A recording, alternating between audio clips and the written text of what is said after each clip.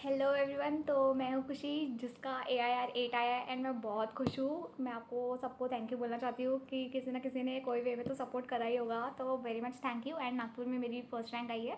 सो मैं आपको आज के वीडियो में ये बताना चाहती हूँ कि मुझे बहुत सारे क्वेरीज आए कि सेल्फ स्टडी कैसे कंप्लीट करें, सिलेबस कब तक कंप्लीट हो जाना चाहिए, कितने मल्टीपल टाइम्स रिविजन हो जाना चाहिए, सेल्फ स्टडी कैसे करें, एक प्रॉपर टाइम टेबल कैसे बनाएं। सो उसके लिए रिगार्डिंग मैं आज ये वीडियो बना रही हूँ। ठीक है, तो मेरा मेन पर्पस आपको सिर्फ यही बताने का है कि देखो मल्टीपल रिविजन्स और कितने बार रिवाइज हो। सबसे पहले तो सिलेबस का पॉइंट लेते हैं कि सिलेबस कब तक कंप्लीट जाना चाहिए। तो फर्स्टली सिलेबस आपका अगर आप जून में अटेम्प्ट है आपका, तो आपका सिलेबस कंप्लीट हो जाना चाहिए अप्रैल तक, ताकि आपके पास 2 महीने रहे जिसमें आप अच्छे से पेपर देने के साथ रिवाइज कर सके। किसी को एक्स्ट्रा टाइम लग रहा है तो प्लीज़ अपना सिलेबस कंप्लीट जल्दी करें। ठीक है, एंड नेक्स्ट वन कि आपका अगर दिसंबर में अटेम्प्ट है तब क्या करें, तो उसमें भी आपको 2 मंथ्स अपने लिए छोड़ने ही हैं सेल्फ स्टडी के लिए। ठीक है, एंड फिर उसके बाद आते हैं कि टाइम टेबल कैसे बनाएं। तो मेरा सेल्फ स्टडी का टाइम टेबल ऐसा था कि सेल्फ स्टडी में ना मैंने 7 डेज अलॉट करे थे पर सब्जेक्ट के लिए। ठीक है, एंड फॉर इलेक्टिव 3 3 डेज और 4 days, what ever the case में भी। सो उसके और हाँ, इसमें 7 डेज में इंक्लूडेड लास्ट डे पेपर का होता है, वो अलग से नहीं काउंट करना है। ठीक है, तो जैसे कि मेरा फ्लेक्सिबल टाइम टेबल यही था कि मेरे को एक दिन में एक सब्जेक्ट करना था। बट बहुत लोगों का कंटिन्यू 7 दिन में पॉसिबल नहीं होता है कि वो एक ही जैसे 7 दिन में सब्जेक्ट करे। सो 7 दिन में अगर आपका नहीं होता है तो ये इसका कोई हार्ड एंड फास्ट रूल नहीं है कि यही टाइम टेबल होना चाहिए।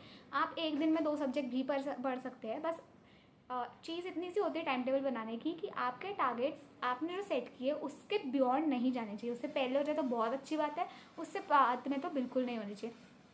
ठीक है, and for the elective paper को कि कैसे करें, ओपन बुक है कैसे अटेम्प्ट करें। तो इलेक्टिव पेपर का तो मैं बिल्कुल यही चीज़ बोलूँगी कि जहाँ से आपने कहीं से भी क्लासेस ली हो, तो आप या मॉड्यूल से अगर आप पढ़ रहे हैं तो आपको ये पता होना चाहिए कि कौन सा टॉपिक कहाँ पे लिखा हुआ है। आपको ढूंढने की ज़रूरत ही ना पड़े एग्जाम में। आपको इतना याद होना चाहिए कि ये टॉपिक मैंने ये वाले पेज पे पढ़ा था, ये वाले चैप्टर पे पढ़ा था। इतना भी याद होगा तो बहुत हो जाता है, बहुत हेल्पफुल रहता है। ठीक है, एंड हाँ, तो मल्टीपल रिविजन्स का बात चल रही थी जैसे, तो मल्टीपल रिविजन्स नाम की भी ऐसी कोई चीज़ नहीं होती है। अब वो बेसिकली सब चीज़ें आप पे ही डिपेंड करती है। अगर आपको एक बार थरोली रीड करने से, थरोली समझने से अच्छे से समझ में आ जाता है, लर्न हो जाता है, तो आप वो चीज़ कर सकते हैं। आपको मल्टीपल रिविजन्स की नीड नहीं है फिर, या कितने बार आप रिवाइज करते हो ये कोई मैटर नहीं करता है। ठीक है, अब जैसे फॉर एग्जाम्पल मैं मेरा लेती हूँ, तो मुझे मल्टीपल रिविजन्स लगते थे क्योंकि मुझे एक बार में तो नहीं याद होता था। तो मल्टीपल टाइम्स मैं उसको पढ़ती थी एंड मुझे वो मल्टीपल रिविजन से ही याद होता था। तो फिर उसके बाद बेसिकली एक और चीज़ मैं आपको बताना चाहती हूँ कि मेरा स्टडी पैटर्न थोड़ा सा अलग था। कि मतलब मैं वीडियो लेक्चर्स या marathon, video lectures in sense lecture मतलब रिवीजन, तो रिवीजन लेक्चर्स देख के ही मैं पढ़ती थी। मेरी सेल्फ स्टडी वैसी होती थी बिकॉज मेरे को वीडियोज़ के थ्रू ज़्यादा याद रहता है, किसी का बोला हुआ ज़्यादा याद रहता है खुद से पढ़ने के बजाय। ठीक है, तो इसका मतलब ये नहीं है कि आप भी ऐसे करो, जो आपको कंफर्टेबल है आप वो करो।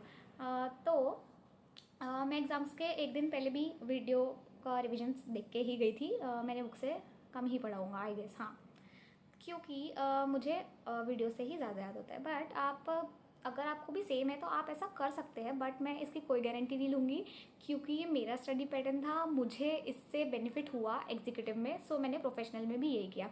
आपको जिससे बेनिफिट होता है आप वो कर सकते हैं। ठीक है, तो होप्स हो कि मैंने ये वीडियो में आपके कुछ डाउट्स क्लियर करे होंगे। आपके कोई भी अगर डाउट्स बचे होंगे तो फिर आप मुझे मैसेज कर सकते हैं या आप कमेंट करके बता सकते हैं, या फिर अगर थोड़े दिन में मैं एक लाइव सेशन अगर पॉसिबल हुआ तो कंडक्ट करती हूँ, उसमें आपके क्वेरीज ले लूँगी। Thank you. आपको ये वीडियो कैसा लगा और कोई इंसाइट्स है तो कमेंट में बता दीजिएगा।